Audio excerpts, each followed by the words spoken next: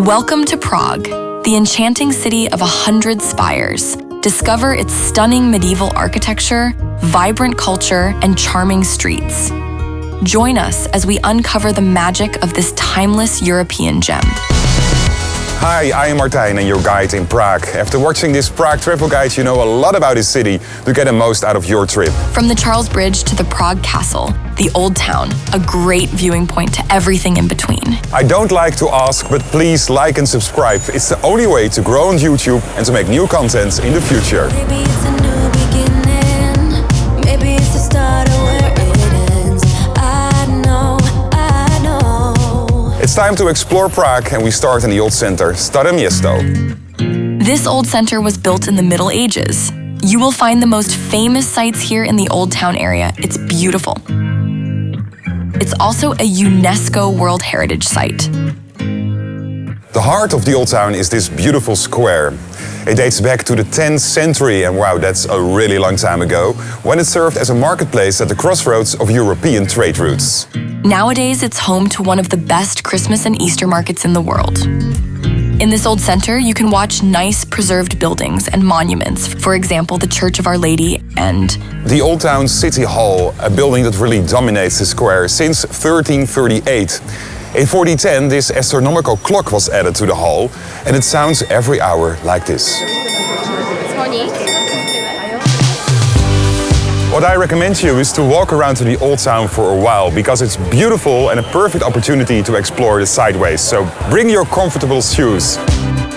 And don't forget this Jewish quarter with a graveyard with over 12,000 tombstones, and the number of bodies is even 7 times higher.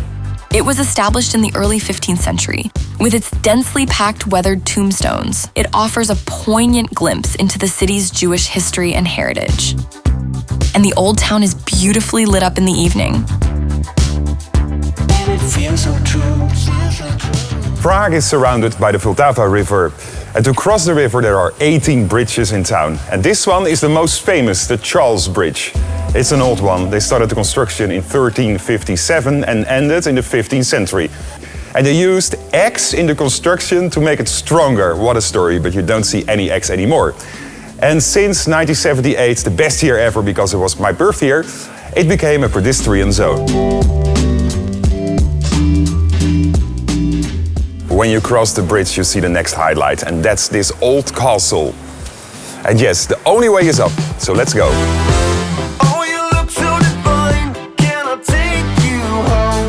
This is one of the largest castles in the world, featuring a complex of churches, palaces, and courtyards. It also serves as the office of the President of the Czech Republic. And this church, wow, what a beauty. The St. Vitus Cathedral, and this is the biggest in the whole country. The construction of this church took nearly 600 years. It's a kind of Sagrada Familia from Barcelona, but they finished this one already.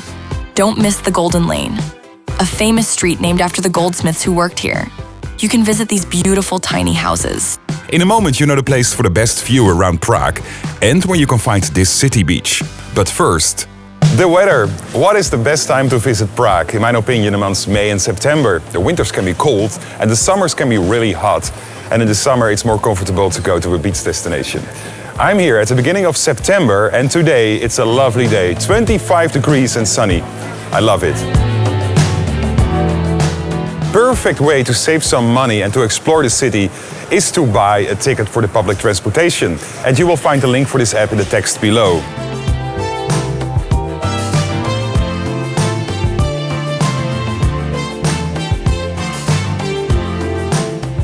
Visiting a city and improving your health, I think it's a good combination to climb to the top of a mountain.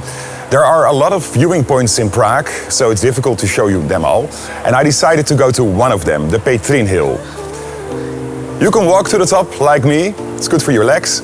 Otherwise, you can take this train. There is a service every 15 minutes. And when you have a daily transportation pass, you can use it to go to the top. It's like an ocean. The way you're touching me must be emotion. The highlight in the park is this tower for a beautiful view around town. And yes, it's a loose copy of the Eiffel Tower, ratio 5:1 and 60 meters high. During my visit, the elevator was out of service, so I had to go up by stairs. And that's kind of scary because the stairs are on the side. Good luck. You do the things you do just like you. Ooh, ooh, ooh. Baby, there ain't nobody. Of course, there are a lot of touristic restaurants in the city center, but I figured out there is a special food market called Manifesto. And there are a few Manifestos in town, an open food market with food from all over the world. It's also a nice place to have a drink with your friends. And always check your receipt twice, you don't want to get scammed in this city.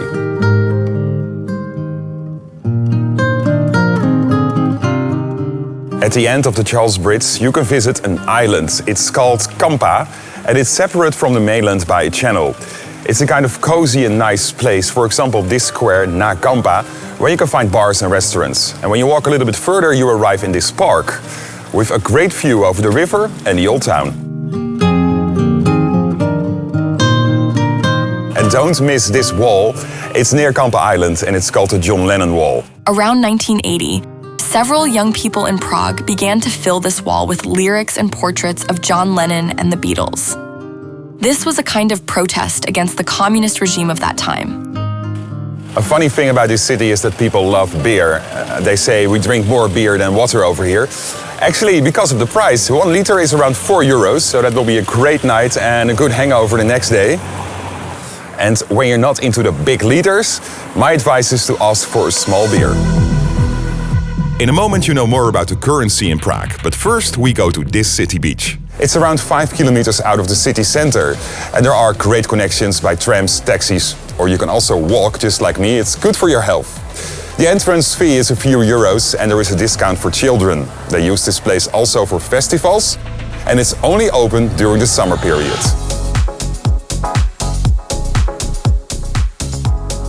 The Czech Republic is member of the European Union, so when you are in the EU, there are no restrictions to enter the country. But there is one thing different, and that's the currency. They don't have the famous euro over here, but their own Czech crown. So please check always your currency converter to avoid surprises after your trip. Give a thumbs up, thank you so much when you like this video. And if you don't want to miss any other episodes, just subscribe to my YouTube channel. It's totally free and it enriches your view on the whole world. Tot ziens, ciao, hasta luego.